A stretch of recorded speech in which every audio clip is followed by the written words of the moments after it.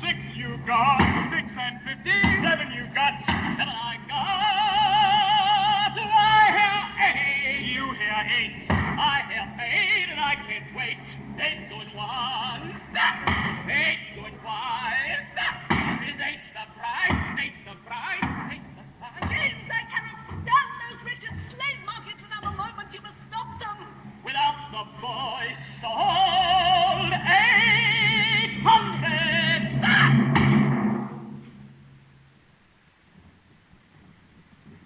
Is that all the President of the United States can do about slavery?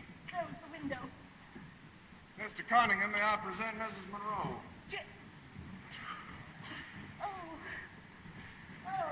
I am deeply honored, ma'am. Sir, forgive me.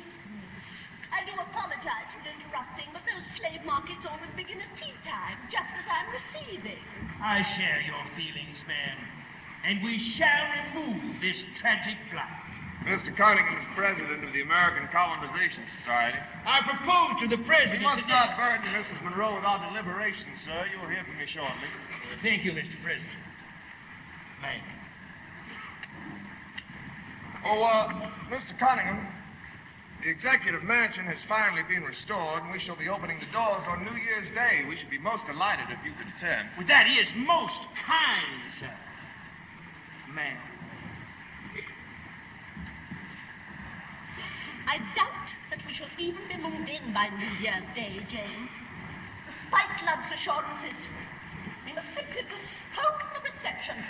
Well, the house is now far in excess of the budget which Congress will discover in January.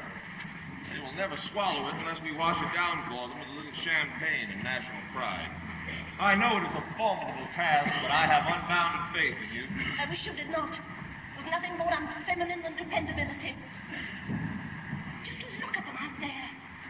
What a hideous spectacle. I'm so embarrassed in front of my English friends.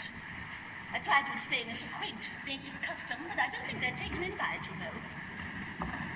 Mr. President? Yes, love. Excuse me for barging in, sir. Miss Madison, I was just on my way up to the house with some of that blue china the painter needs some action. And I was wondering if there's something else you want to know. I don't think this is a good time of day for you to be on the streets, love. Do you, James? Don't worry about them traders, ma'am. I know how to keep away from them. Is there any news about the cook? I don't believe so. But perhaps the President of the United States would know. James, has anyone located the cook? You remember, the one from Martinique who disappeared after getting off the coach? No, but I am certain he will turn up. If he does, I hope that one of your assistants will be there to buy him back. Now, be careful. Yes, ma'am.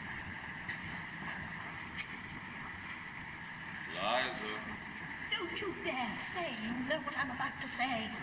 It wouldn't be loud enough. I thought slave trading was forbidden in Washington. It is. Well, you took a vow to execute the law, execute it. If I tried to enforce that law, it would arouse a clamor to repeal it that would shake the country. I'm afraid this is one case where it is wiser to execute the law of reason. One case? Every case. I'm beginning to think that reason is where a man's convictions go to die. Oh, now look what you've done. You made me insult you. I shouldn't have said that. Forgive me. Of course. It was very unkind. Yes, it was a little.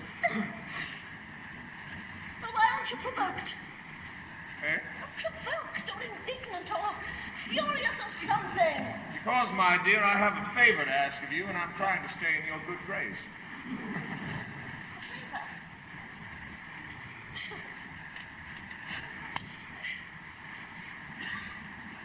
Well, what is the favor? I would like you to find a new staff. I beg your pardon. I would like you to find a new staff before we move back into the house. A white staff. A white staff, Yes. including the eyes and the hair. Eh? Or would pink for the pupils and apple green for the hair satisfy you aesthetically? James, I cannot move into that house in 2 months without like my staff. If you wish the servants to match the color of the walls, you must tell the painter who paints them.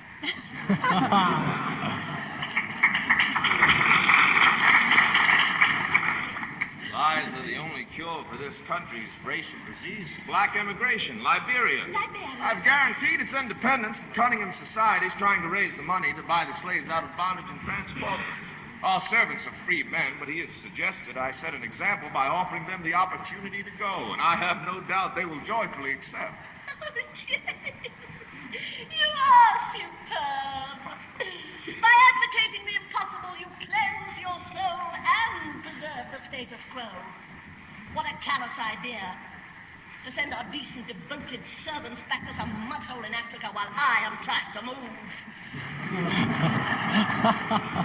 Liza, I ask you to do this for reasons of national consequence.